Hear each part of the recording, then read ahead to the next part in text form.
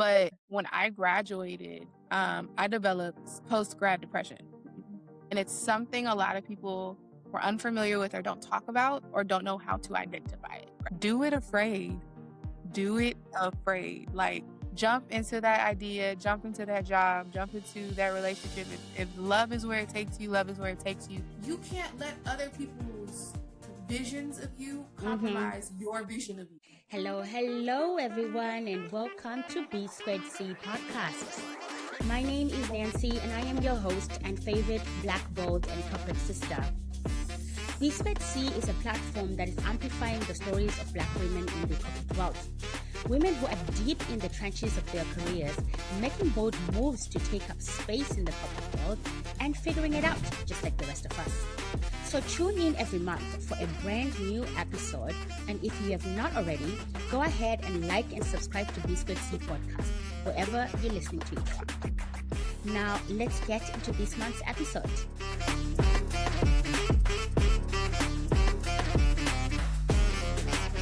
Ms. Clark, hello. Hello, Nancy. Happy New Year. Happy Happy MLK New Day. Year. All of the things. All of the things. All the things, right? How are All you? the things. I'm peaceful. Wow. I love that response. I don't think I've Yeah, heard no, anyone ever say that. So the thing that I told myself for 2026 was that I want to, my word was peace. I was like, Okay. my word would be peace. I want peace in my space. I want peace in my life, peace in my relationships, my friendships, family, all of the things. But I want to remain peaceful. Like, if it doesn't change, who I am, if it doesn't have to do with work, if it doesn't have to do with something family related, like, I'm not going to let you destroy my peace. I refuse to do it. Wow. I'm already inspired before we even get into the whole conversation. Well, I'm glad. I'm very I'm glad. like, girl, I love that for you. You're already like living and breathing it, stuff like that. So I also chose a word for the year. Okay, give it to me. Mine is becoming. Okay, I like becoming. Why did we choose becoming? I chose becoming because I feel like it's a year where I am fully exploring my talents. Okay. So I'll be leaning more and more into my storytelling talent, right? So the podcast continues. I'm excited about all the guests I have on it. I also started doing storytelling coaching last year, and I'm going to test out a couple of concepts, actually. Okay. Jourdan, welcome to BsquaredC. So excited. So happy that you have me here. I'm absolutely honored. I am pumped to get into your story and to share your brilliance with the world. Oh my God. Let's start with, what was the highlight of your week this past week? Ooh, girl, I give it to you right now. Tell me. So I live in Texas. Okay. I live in Texas, and there is a store, and it's called Shoe Deal. And I love a good shoe. Okay. Okay. It's cold here right now. Believe it or not, it's actually like 30 Texas degrees. is cold. Dallas is cold. And so I was just like, I needed some boots. Like, I needed some more boots. I always do a closet clean out towards the beginning of the year. My goal is to not purchase anything that I don't need. Okay. So it doesn't always work out that way. But I got 3 pairs of boots for $71. Stop it. Yes. So I was thrilled because I walked in and they were like, "Oh yeah, we're having a sale on boots today." I said, "A sale?" Don't threaten me with a good time. I love that. Okay, so after we finish recording, I want to see the shoes. Oh, I absolutely will show you the You have to shoes. show me the boots. Absolutely. I'm so curious now. One of them are cow print. One of them are cow print, and I was sold. Let's introduce you to our audience, Jourdan, with just a little bit about who you are, what you do, and then 3 words that describe you and why. Okay. All right. Oh, that's such an impactful question. Yeah. Okay. So my name is Jourdan Clark. I am a Los Angeles native, born and raised through and through, with a Southern heart. Both sides of my family are from the South, Mississippi and New Orleans. So put together, you get this beautiful ball of energy. Right. I currently work for the #1 meal kit company in the nation. I work for HelloFresh as the associate of talent marketing and employer brand, as well as early careers and internships. And I love what I do. I love that I'm able to be a storyteller, to Mhm. be a thought provoker, and to be a humble servant. 3 words that describe me. I feel like I just did, but 3 extra words Yes. would be, definitely I'm gonna keep storyteller because Yes. I feel like being able to tell the story of people and to execute it properly is an Mhm. honor. Mhm.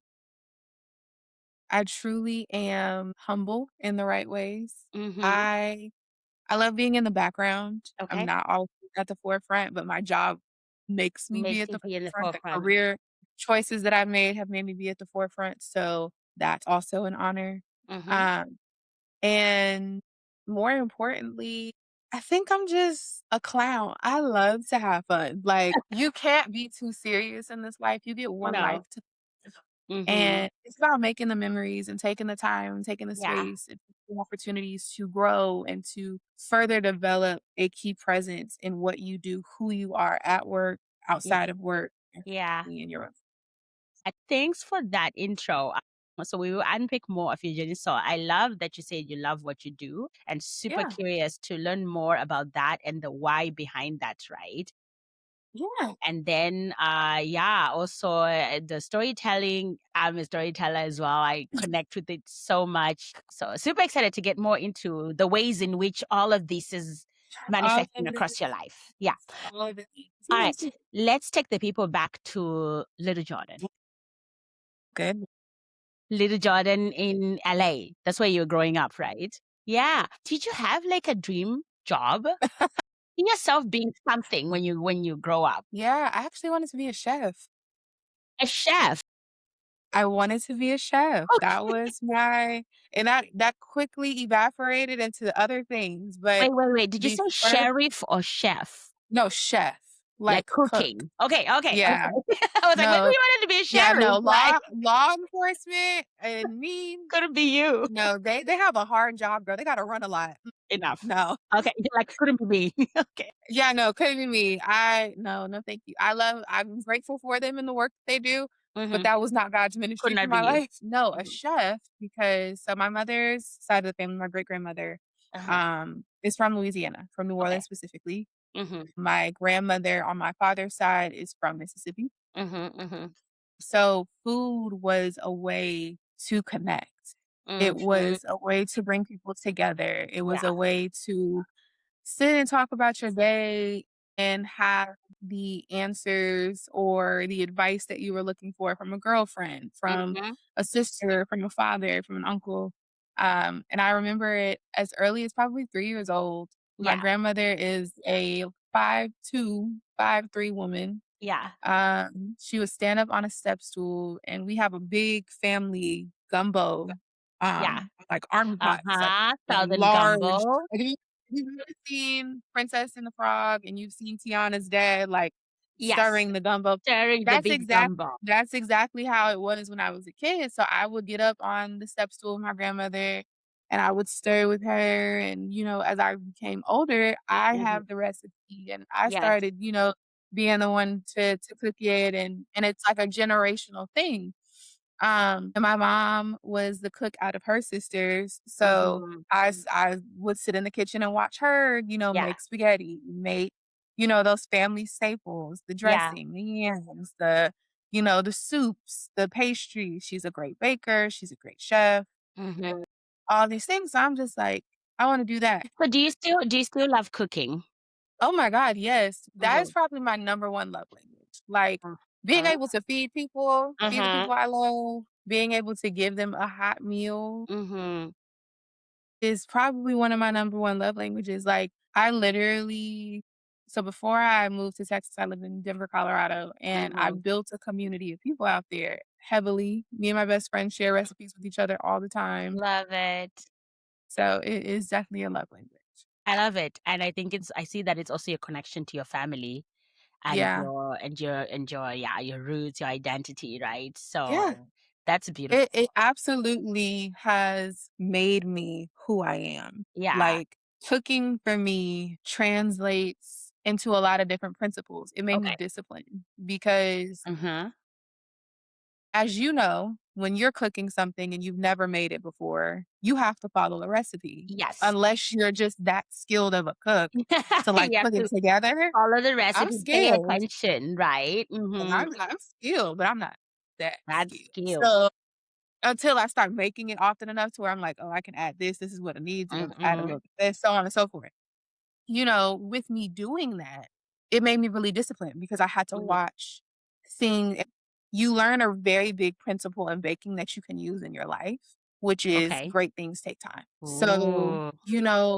you're watching the cake rise, making sure Uh-huh. everything has set, making sure it's baked, making sure the Yeah. icing has not broken, the eggs Mhm. in your mix have not broken, being patient, Yeah. seeing all of these things happen. You can't rush perfection. Yeah. You have to just mold with it. It's kinda like Oh a my flow. So gosh. if you ever watch a mixer, it just flows in and out, Yeah. in and out, in and out. And so as you get older, that's how I live my life. I flow in and out. You have to go with the ebbs and the flows of life. My God. I love You're so funny. No, I really appreciate that, like, and how it seems to me already also you are like you are like a curious person. Like you're learning Mhm. from everything around you, Yes. which I think is I love that. a key skill for career, for life, for everything, Yeah. right? All right, let's get into your journey. Becoming a chef Mm. goes bust at some point. Yeah, girl. Can you Yeah, no, walk it me through what happened afterwards? Yeah, no, no. So, I wanted to be a chef when I was a kid, and then the chef thing turned into a doctor, and then I saw that I had to deal with blood, and I was like, No. mm. And then I saw my parents, my dad is an entrepreneur, self-made Mhm. entrepreneur, has the intelligent capacity of genius, Okay. genius skill set. But he only went to community college. He did like a Mm, 6 course community college. All of his intelligence is from reading, hard knocks of life, and figuring it right. out. Mhm. Well, my mom, she did go to school. However, my grandfather got sick, so she had to come home. So she went into an entrepreneurial aspect into cosmetology, and that Mhm. became her way of life at the beginning, formative years of my life, and Right. then went back into like clerical work and office management, and now she's in education management and doing Mhm. phenomenal these things, and doesn't look 50 whatsoever, looks Mhm. amazing, wants to go to school, all of these things. But she introduced me to HBCU culture.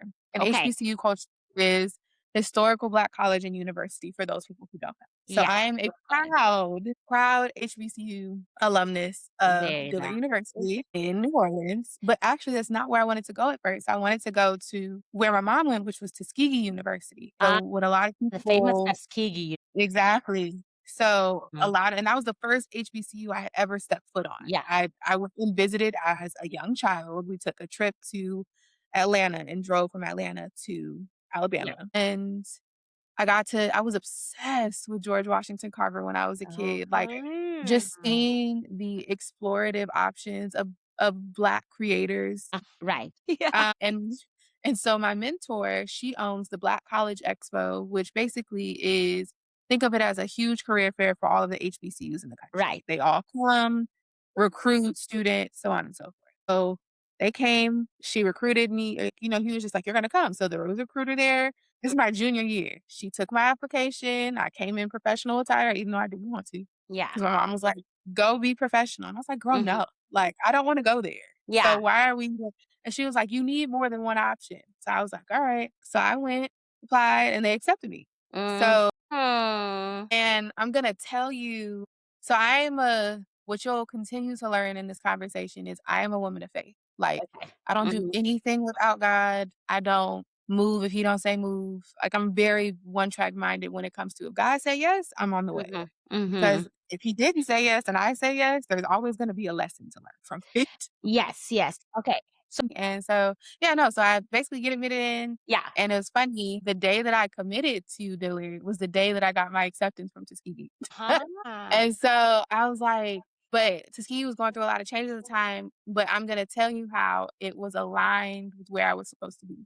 Mhm. So, as many people know, in 2005, Hurricane Katrina hit New Orleans, Mhm. and it Mhm. was catastrophic, right? There's Mhm. still parts of the city that they're being rebuilt Still from being Katrina. rebuilt up to this day. So, um, my great-great-grandmother, my mom is like our family historian, Mhm. and we did not know where she was. We didn't know where her grave was. We could not figure out where she was buried. Mhm. Nothing. So Dillard University sits in Gentilly, which is, in somewhat in the heart of the city, Yeah. and there is a funeral home next Mhm. to it.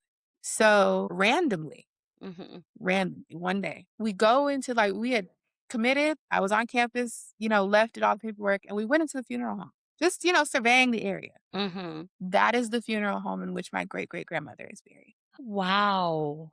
So we found her, Uh-huh. and then if you go maybe 2 blocks up, Mhm. there's a street named Jordan Road, but it is spelled like my name, which Oh, is a very rare spelling, really? very rare spelling. So I was just like, "Okay." Yeah. It gave me It's a a a sense sign. of confirmation of, this is where I need to be, and it was. Yeah. My 4 years at Dillard University were the best 4 years of my entire life. Because at first Okay. I didn't wanna go to college. I Mhm. didn't think that I Mhm. was worthy enough to go, Mhm. honestly. My mom was a cosmetologist. I saw her making money working on movie sets. I was like, "Oh, Imma go to cosmetology school." And Mhm. so, I am forever indebted to my mother because she's a true Black mom and was Mhm. like, "If you gonna live in my house, you're gonna play by my rules, Mm. and you're going to school." But it Wow. wasn't punishment, it was because she wanted more for me. She wanted Because more she for had me you. at 21, Mhm. 22 years old.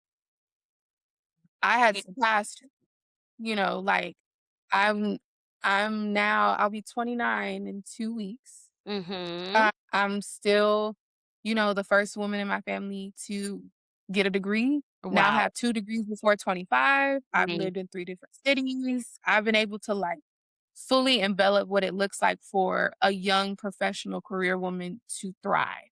Yes. And it Yes. hasn't always been easy, right? So, No, no, no. graduate It can be easy. Yeah. So, graduate yeah. and all the things. So first of all, happy early birthday. Thanks for Actually, by the time this episode comes out, it might actually be when exactly it is your probably birthday?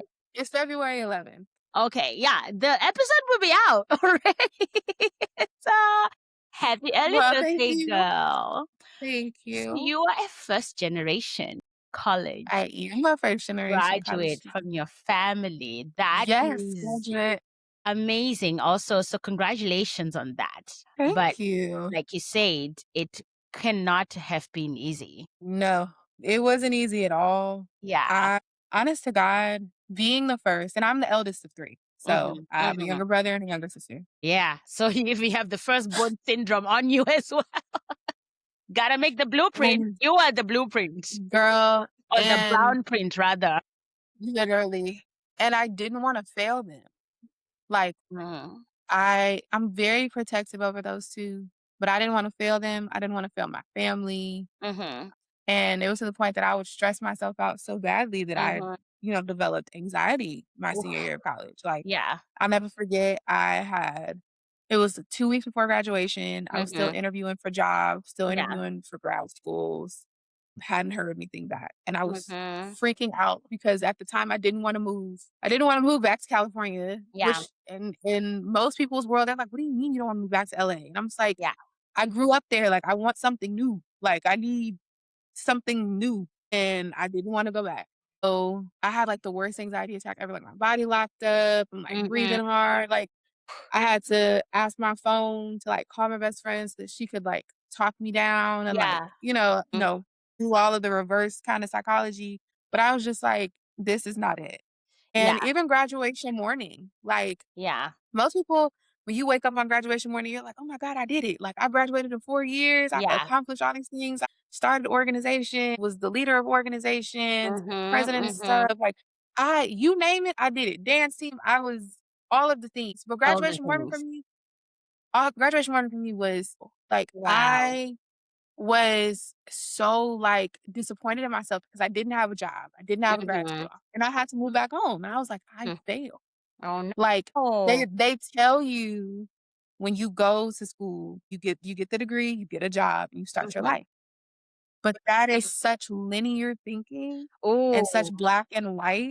there's fine print, It's right? yeah, like Fine there's print that fine they print, should there's also gray tell area, you. there's gray area that a lot of people don't discuss. So, talking about it and, I graduated and like my president hugged me because he Mhm. and I developed like this close relationship. Right. My registrar and I, we developed a Mhm. close relationship. I'm just hugging everybody on stage, try not to cry, graduate, have, my graduation brunch, go out with my friends that night. Yeah. And then I came back to a lonely apartment, the night before I packed up the rest of my stuff. And I And just you're like, cried. "This is it." I just cried because I was just like, the 4 years that I've known Mhm. are over. Like, this Yeah. isn't me going home and coming back to school. Like, I have to start my life now. Yeah. Yeah, yeah, yeah. And Yeah. it was terrifying. It was I terrifying and yeah. just ugh. So I understand the pressure of needing to succeed. I was, a scholarship African student who had come all the way, right? Yeah, And you are like, "This and is the that's a lot dream, on its own. America. I can't fail," you know?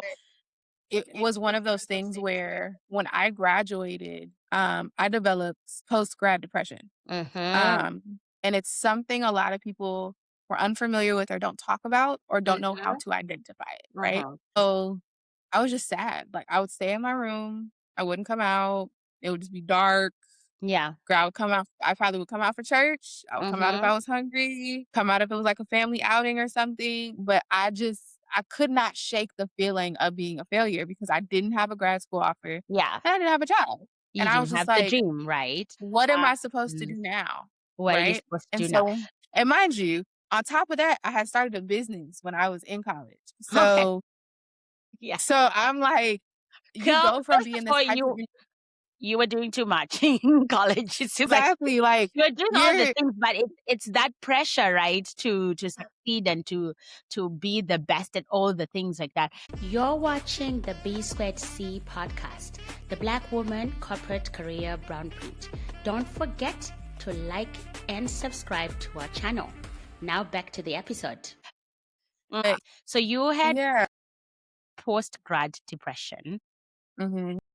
Can you share a little bit about how you then got out of that Navigated and out of it. eventually Yeah. on your way to where you are now? So I will never forget this. There was a day I was in my room and my mom and I started a skincare company when I was in college. Mhm. All of the stuff was sitting in a box in my room. Mhm. And so dramatic. Yeah. But my curtains were closed. Like it was just dark. I was just Yeah. in there doom Mhm. scrolling on Mhm.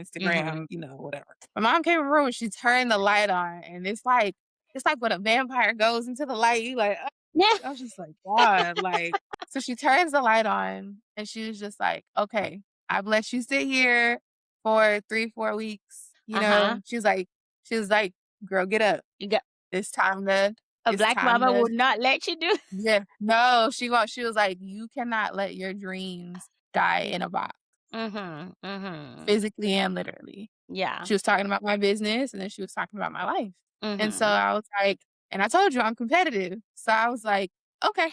Yeah. I was like, okay. Go up. So open that MacBook, got to work, was sending out resumes like hotcakes, just Mhm. hot. Mhm. New grad, I reached out to a recruiter that I had when she got my internships, throwing them to her. So I ended up getting a temp job. It Okay. was as a human resource associate. I was helping a Okay. nonprofit for disabled adults. So they liked my marketing skills, all of that. So I'm like, okay, but I Mhm. got my degree in PR communication. So I wanted to be in entertainment. That was my goal. Right. And Mhm. being in LA, you're in the perfect place to be in. Yes, of course. That's why. So Mhm. Mhm. my old recruiter, she got me an interview with Media Rights Capital Billboard. So Mhm. Media Rights Capital, if you've ever seen the movie Knives Out, Ted, Mhm. Yes. Bruno, they're the owners of that movie. Okay. Okay. So and then they also on the other side was Billboard, like Mhm. Billboard Music, Billboard Media, things of that nature. So I'm like, yeah, yeah, yeah, I got this. So I Mhm. gave the temp job my resignation. I was like, hey, got a full-time offer somewhere else. Thank you guys Gotta so go. much for the stepping stone. I gotta go. I'm driving 51 miles to and from work Mm? every day, waking up at 5 a.m., leaving my house, getting to downtown LA, Beverly Hills area, because I Uh-huh. didn't live in LA. My parents didn't live in LA at the time. They had moved like to the suburbs. Mm-hmm. So driving 51 miles to and from, getting to the area about 7. My shift didn't start until 9. I would sleep in my car in the parking garage until about 8:30, go Ooh. upstairs, get my day started, work, get my boss's lunch together, her coffee, all of the things, because I was an executive assistant Mm-hmm. to the president of executive vice president of communications. Yeah. So would go and do that. When I say I was diligent, I mean, Yeah. I had wisdom teeth surgery and came back 2 days later. Mouth looked like Wow. a moon emoji and all. Like, I was dedicated. And I got to do some amazing things. I met one of my niece's mom, actually. Yeah. She's one of my best friends. We met working a green screen, Uh-huh. um, and just never departed, but got to do Emmys parties, and I got to do the Emmy lottery for tickets and Uh-huh. seats is like the Hunger Games. Like, you literally have a full plan. No, I'm so serious. You're in a room with other executive assistants and leaders. You literally have to get certain amount of tickets together. Mm-hmm. You put out the plans and then you highlight what you want, you claim them, and that's it, Yeah. right? So I had to do Emmy lottery, went and did Emmy lottery. Like, I got to do so many different amazing So many things. interesting things. Okay. So Okay. I love it. So you then this became sort of the launch pad for Yeah, where well, you were going to go I'm a next. I'm a go in deeper. So Mm-hmm. it was November, and it was about to be my first alumni homecoming. I Okay. was gonna go back for homecoming and Mm-hmm. see my friends, and your first alumni homecoming, you want to come back, you like, yeah, girl, it's homecoming. How Yes. you been? What you doing? All the things. And I'm posting about my life, like I'm finally here. Yes. 2 weeks before my first alumni homecoming, my boss pulls me into her office and she says, Oh, no. "Hey, I need somebody more senior. Oh, no. I don't have the space to keep you both.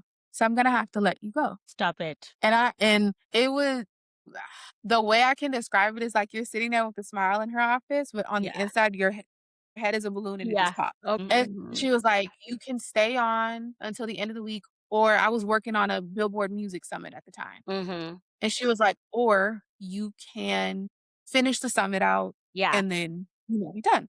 And I was like, "I'm gonna finish the summit out," because in my mind, I'm like, "Here we go again." That was me collecting another check, Mhm. but I'm to figure out what I needed to do. Mhm. So did that, and I flew down for homecoming. I was only supposed to be at homecoming for 3 days. I ended up staying in New Orleans for a week Mhm. because I just needed to regroup. I was just Yeah. like, Yeah. I don't have to rush home. Yeah. So stayed in New Orleans for a week. Um, and I was just heartbroken. I can imagine. And, I went for it and I didn't, and people were asking me about it at homecoming. "Oh, how's the job? It's good. Oh Thanks. my Thank you so god. much."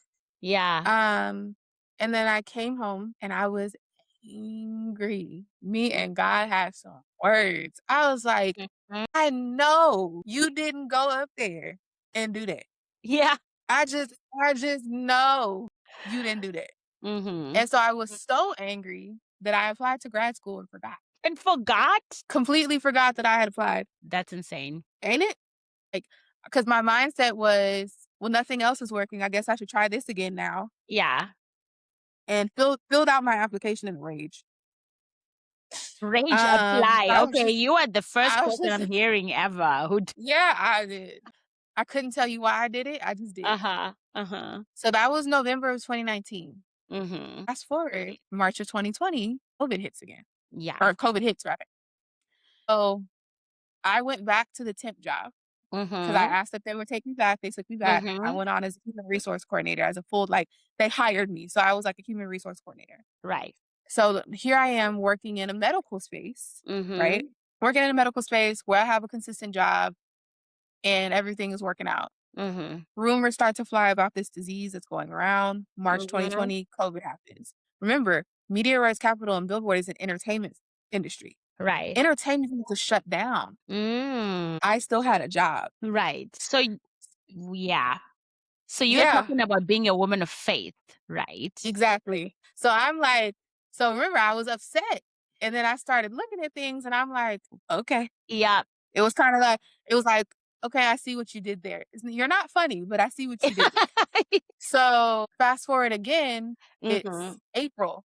It's Mhm. 2 weeks before my 1 year anniversary of me graduating and getting my bachelor's degree. Mhm. I get a letter in the mail from Houston Baptist University where I had applied, but I Mhm. forgot I applied. Stay with Right. me. Mhm. I'm working from home. I open up the letter. The letter says, "Congratulations, Jourdan. We'd like to offer you acceptance into our Master of Science program for Entrepreneurship and Management." I forgot I applied. So I opened it and I am a puddle of tears. I'm Yeah. like 2 weeks before my 1 year anniversary of me getting my bachelor's degree, I get into grad school. Yeah. So I'm like, I'm losing it. I'm Yeah. like, that's like, mom, like, I Yeah. got in. You're freaking So out. I'm freaking out. So I get in, do grad school from pretty much like May, August of 2020. Uh-huh. I graduated July of 2021. So So just the in first that year time, of COVID. yeah. So during that time, I still worked at the nonprofit for disabled adults. I was rebuilding my business, Okay. doing all these things. And then I was like, yeah, I'm tired of living in California. I need a challenge. I need something new. I'm moving Mhm. back to New Orleans. So I moved back to New Orleans in June of 2021. And I went back to Dillard and I took a pay cut. I was making $48,000 Mhm. in California. I took a $10,000 pay cut Mhm. to move back to New Orleans. And it didn't make sense to anybody else. Hell, it didn't make sense to me. But you. But I was like, God, I trust you to figure everything out. Mhm. And I moved back to New Orleans. And 2 weeks before my master's ceremony, I got COVID. Okay.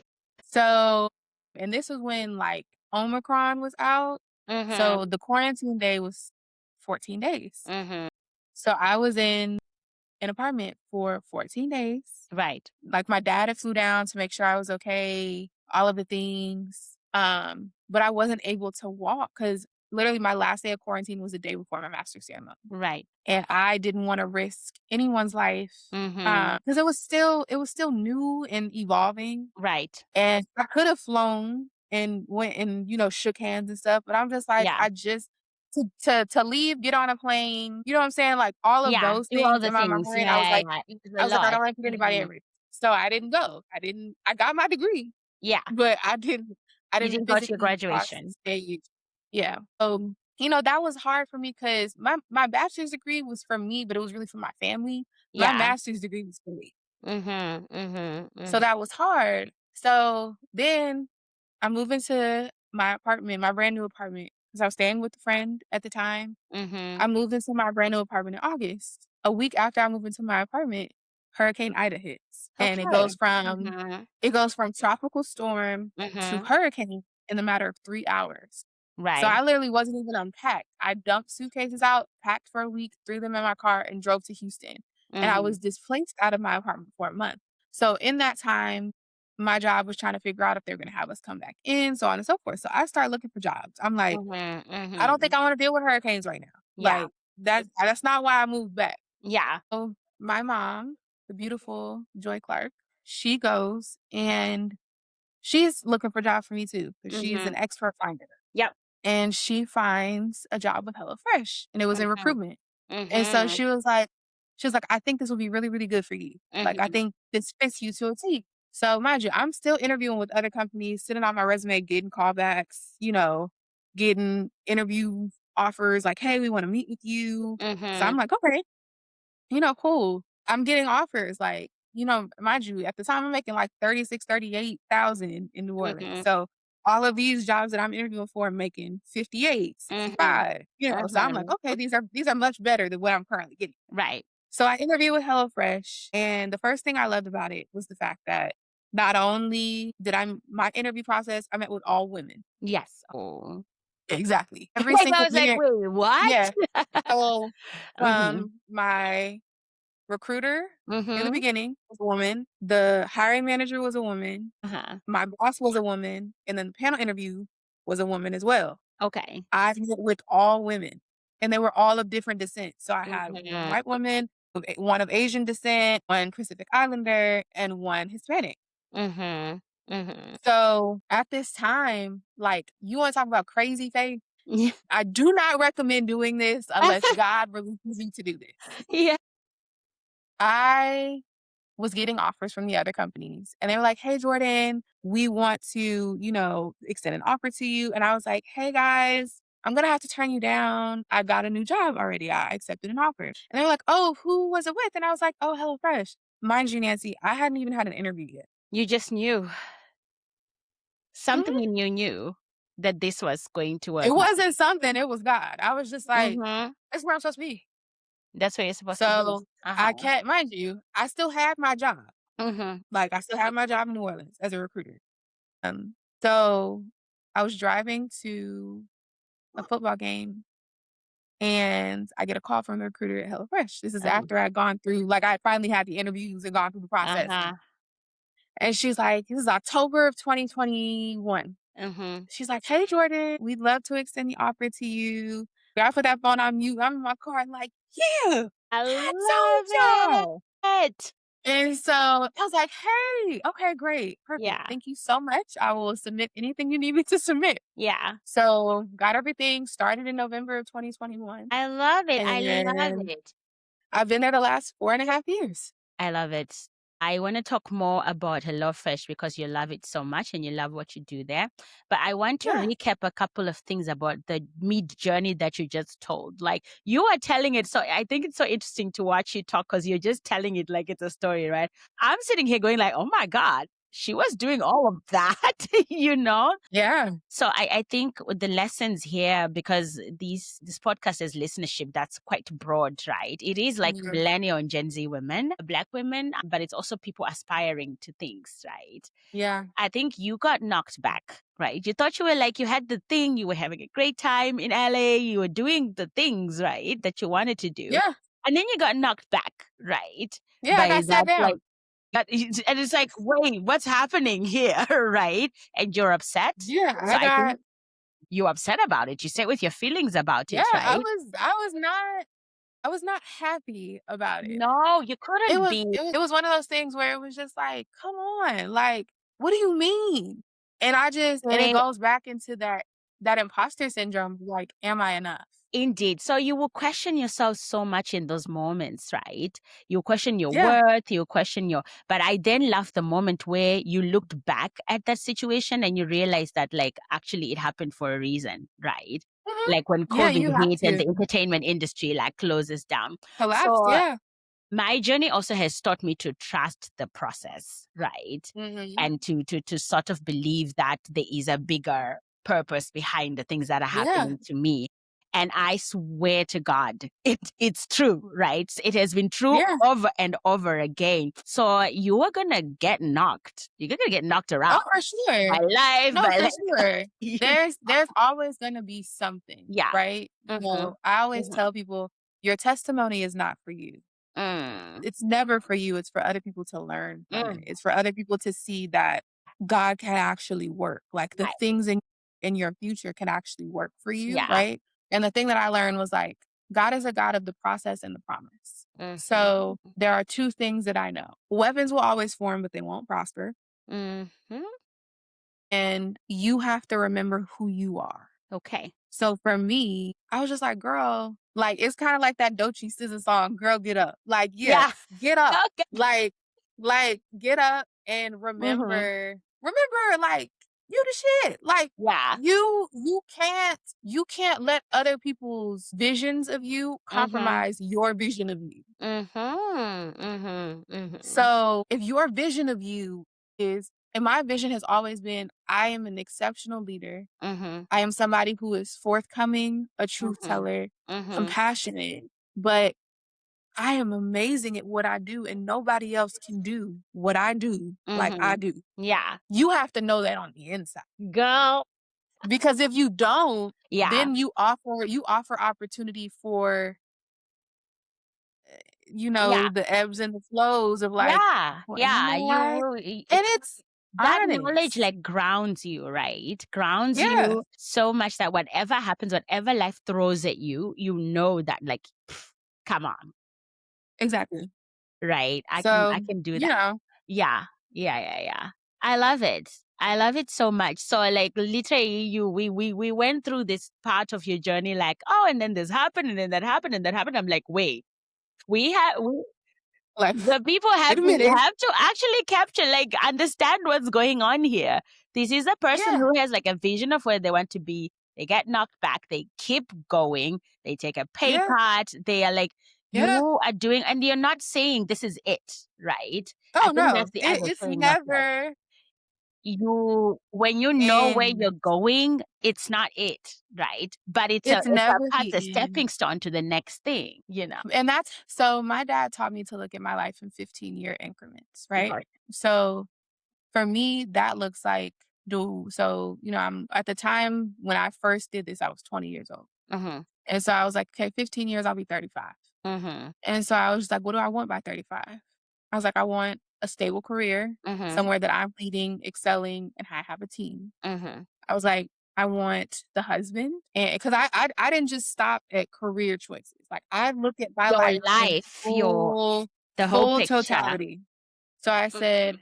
I want the husband. I want, the minimum of 2 kids. I Mhm. want the family trips. I want the garage full of old schools and then my mom car and then my hot girl car. Mhm. I want my closet, I want my walk-in Yes. closet with one side of bags and one side of shoes and the middle case has jewelry. Like that's what I want. Mhm. That's what I foresee for myself. And I'm gonna Right. have that. Mhm.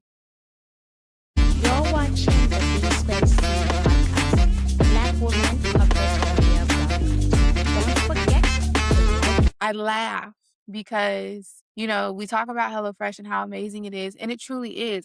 I have been transformed in the company. I have been Mhm. the type of person where I've met so many people of walks of life that I've learned from. Great. I've had some of the best bosses, come Mhm. in and see my worth and say, no, you will be great. Or no, Mhm. this is what your calling is. And Mhm. they poured into me. And I'm grateful for it because it's allowed me to lead with compassion. It's allowed Mhm. me to see the big picture.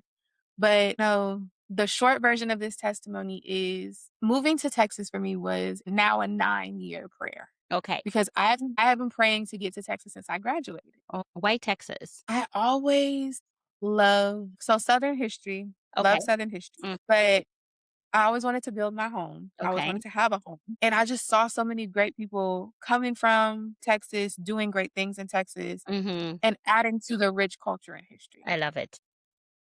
So it was just always like exciting. And then they got good food, girl. They Yes. got just you just Yes. The Texas barbecue. Come on. no. So I was like, I really want to get to Texas. And I made a vision board in 2020. Mhm. Texas is on there twice. Mhm. Okay. So it was coming. But there are certain things that are on that vision board that are Mhm. happening for me in my life now. Yeah. And I feel like so many people are expecting of things to happen like this. Yeah. And sometimes they can. It's very much a suddenly type of situation. Right.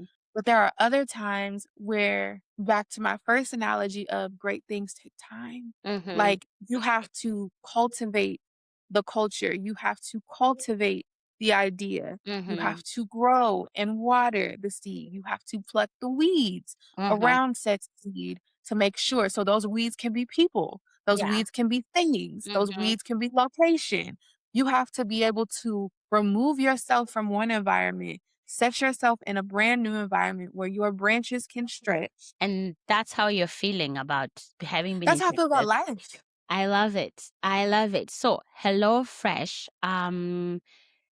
you introduced a little bit of what you do, but maybe give us a Yeah. little bit more of that and share a bit of what do you like about it so much? Well, I won't speak directly about HelloFresh just to stay committed away from that, but I will tell you about what I do. Uh-huh. So, I specifically am an employer brand and talent marketing, which Okay. means I get to be the storyteller of a business or a Mhm. brand or Mhm. a forethought idea, right? So, if you come to me and you're like, hey, I have this business, I have this podcast, it's Mhm. for, the millennial, young, opinionated Black woman who's Mhm. trying to figure out and navigate herself through her career. How do we market to that demographic? Mhm. I'm gonna put a whole storyboard together of this is what you need to do. These are the people that you need to get on Mhm. TikTok. These are the people that we probably should start interviewing first, like, I'm developing a narrative for you. Okay. I'm telling the people the story of the employees, little people who Mhm. don't always get the recognition. I am working on constantly elevating and adding more women or my more diversity into a space. Mhm. That is how I work. And I don't just do it for HelloFresh. I do it on the outside from a consulting perspective. Okay. I do it from, a legendary learning perspective. Like if you come Mhm. to me like, Gordon, I think that this needs to be focused on because we have to focus on women who look like us and women in this Mhm. age range. We're going to break down why. We're going to break down why we can also market to other age ranges and market to other Mhm. people who want to be a part of the same journey. And I love what I do because I'm a storyteller. Mhm. If you come to me and you say my business is, black and bold, a Mhm. coffee company, right? And you're like, we cultivated this because our grandmother sat on her porch and had a cup of coffee with us every morning. Mhm. I wanna pull your heartstrings. I want you Mhm. to know the story of why you did something. Right. You know what I'm saying? Like, if you're starting this podcast because you're like, "I needed somebody like me when I was in college or when I was starting off in Mm. my career, and I needed advice from a woman who's been in her career for a while." Mhm. They're hearing my story. They're understanding how I had to get sat down, knocked back, and still keep pushing. They had to Mhm. understand how I kept pressing the locks on the doors to seeing which one would unlock for me. They had Right. to understand that. I'm the person who makes you understand. I love it. I Yeah. love it. Now I'm like, okay, Jordan, well, let me procuring your service. I'll be like that. Well, But it does seem like you found your niche, right? That combines sort very of much your so. personality, the things you love to do. Yep. And also I love that you say, Joe, you are in a company that has brought you lots of Yeah, opportunities, cultivates it. cultivated like opportunities to grow as well. Yeah. So what would be your advice for someone who is like an early career starting out, when you are in your recruitment? What should they look for? The advice that I say, number one, be yourself. And Mhm. when people be like, well, I can't be my full self at work, that should Mhm. be your number one red flag. Because if I have to go in and straighten my hair every day to assimilate Mhm. to what your company standards are, you're not the place for me because I'm not gonna straighten my hair every day. Mhm. I'm gonna wear my curly fro. I'm gonna wear my cherry red wig. I'm gonna Mhm. wear, sneakers and cargos. I'm gonna wear my tattoos out. Mhm. I am me fully and completely. That does not neglect my intelligence. It does not Mhm. make me, ignorant. If anything, I could be the smartest person in the room. Right. But because you're so one track minded, you're not thinking of me in that capacity. Right. Don't minimize your gift for the lights of others to shine brighter than yours. Okay. Like, don't. Don't. Because Find a place a where you company can be yourself. who wants you is going to accept all of you. Mhm. And there will be people who are willing to come in and be honest with you and say, hey, love that you're yourself, not telling you to tone it down, telling you how to restructure it. Right. Because you're going to have to restructure and you Mhm. have to evolve, but you also can't come in thinking you know everything. This is a new Mhm. environment. So if I don't come in, if I'm not at your job and it's brand new and I'm coming in to get the information. I'm coming in to learn. Mhm. Be willing to learn, be willing to be a sponge. Mhm. Yeah. Yeah, I love that. Thank you for sharing that, Jordan. Wow. Okay. Of So, course. Jordan, 15-year horizon, like your dad said. Where Yes. do you see yourself? Oh my gosh. Honestly, I am in this phase of life where I'm dreaming big and I'm dreaming wide, Of it. right? I see myself doing a TED Talk. Okay. A TED Talk. I definitely want to do a TED Talk. I see myself, being a very strategic leader Mhm. in an amazing company for early careers, for recruitment, Mhm. for employer branding, all of the things that I encompass, Mhm. being a top leader. I definitely see myself married. Oh, husband, come find me. Yes. Oh my Yeah. God. Husband, come find me. I Mhm. definitely see myself as a mother. Mhm. And honestly, I've always been into philanthropy, but really, really big into young women of color. Okay. Um, and creating a space for single parents, Mhm. single siblings, meaning they have to take on their siblings because of a death or a transition in their family because they need lives too. I was, both of my parents are in my life, they're married, but Mhm. at one point, they weren't married and I was split Right. between both parents. Mhm. But I was predominantly with my mom and I saw how she would go without and how my dad would go without so that I had. Mhm. And of course, any parent, any person, any guardian would tell you like you give your last to see them succeed. Mhm. But that doesn't mean that they shouldn't succeed too. Right. So I am currently working on a nonprofit for Oh, that. Um, okay. It's beautiful. and I definitely want to be an author. I definitely feel like I have a lot of gems and a lot Mhm. of Yes, you do. self-help tips. Yes. Like I have a lot of gems and a lot of self-help tips. Writing a couple of And books. I say not things that you are like snipping from the Yeah, air. yeah, yeah. Like you have lived Yeah. experience of someone who was resilient, who was like, who Oh my has gosh, seen stop, Nancy. so much. No, I'm sitting here and I'm like, for real. Like I want to read that book. I want to read Yeah, go read. no. Yeah. But ultimately, the same way that I started this year is how I want to be in the next 15, peaceful. I want to have encouraged people. I want to have lived my eulogy out loud. Yeah. I don't want I don't want my eulogy just to be on paper Yeah. You and they want to read have about it. lived it. I won't when my time comes centuries from now. Yes. When my time comes, I want people to know, like, "No, she did do that. No, she did Yeah. feed our entire family because Yeah. one person said that they were hungry. She did come in and help me with my child because I couldn't get any sleep when they were first born. She did help Mhm. me get this job because she Yeah. sat and protected me." And that I want my character to speak. To see. So, Yeah. yeah. Love it. Jordan, you're such a light. My God. Okay, Thank you. let's land this plane with a couple of quick questions. Alright, throw 'em at me. First off, what is a book that you read sometimes? Are you a Ooh, reader, first of all? I am a So tell reader. me, tell us a book that you would think, "Ah, this was insightful." I am Deborah Lee, and that book was written by, Deborah Lee, who was the president of BET, which is the Black Okay. Entertainment Television Network. She was Uh-huh. the president for years, and she Mm. talked about her story starting as a young lawyer Mhm. Mhm. all the way through her career, her leaps, her bounds, her Right. failures, her personal life, all of the things that encompass her to be who she is Right. in her late 60s, early 70s at this point. Yeah. Yeah. Love Um, it. and it was good because it gave me a perspective from Yeah. a younger Black woman to an older Black woman and things that I can learn in my life. Yeah. That's beautiful.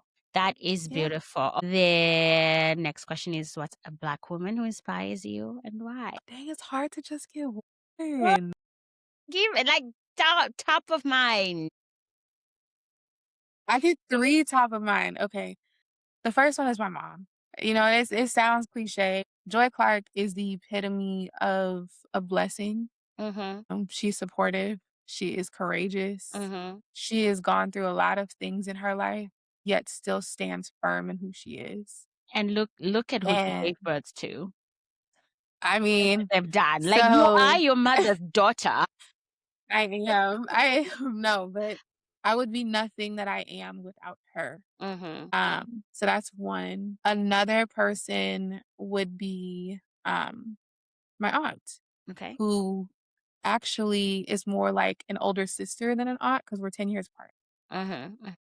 She took me to my first Beyonce concert. Okay, She's auntie. given me like my first experiences Mhm. and she taught me what it meant to be a Black woman who can dream.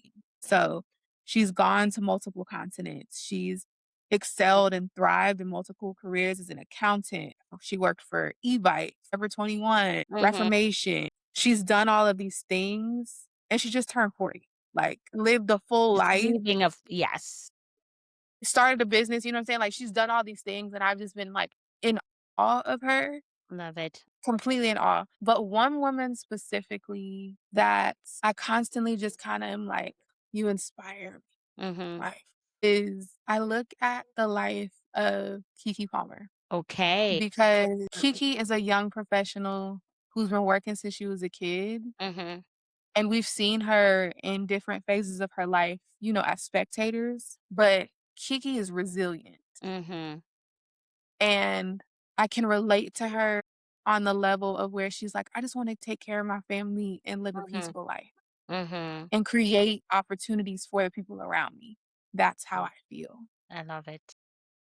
So I adore her. Oh my God, all of those are great. They are so great. Jourdan, parting words you dropped hella gems. I thought real hard And like, about the give us the last three, and they'll have to come look for you personally because we can't do 2 hours of a podcast. Like, it's You're so funny. insane. Okay. Pieces of wisdom that you want to leave the Black women listening to this out there. Number one, faith over fear. Mhm. Always. Mhm. Do it afraid. Do it afraid. Like, jump into that idea, jump into that job, jump into that relationship. If love is where it takes you, love is where it takes you. If a lesson is what you learn, a lesson is what you learn, but do it afraid. Do it afraid.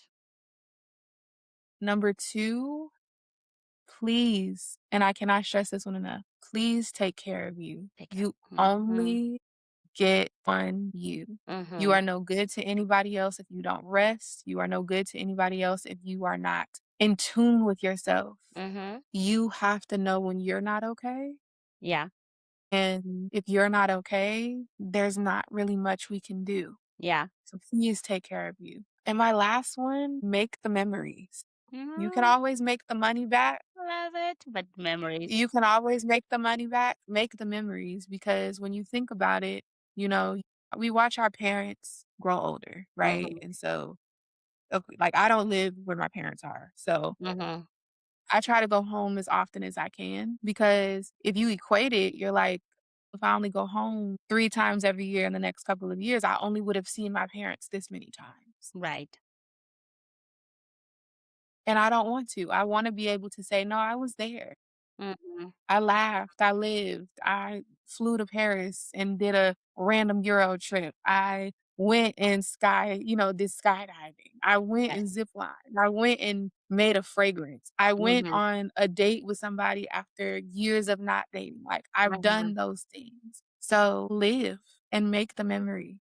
Leave your eulogy. Yes, That is exactly. for me. That's my takeaway. One of my takeaways. One of my 20 takeaways. But I just No, love you're so that. funny. I love that word so much. Leave your eulogy. Jourdan, this was so special. Thank you Oh, thank you so for much having me.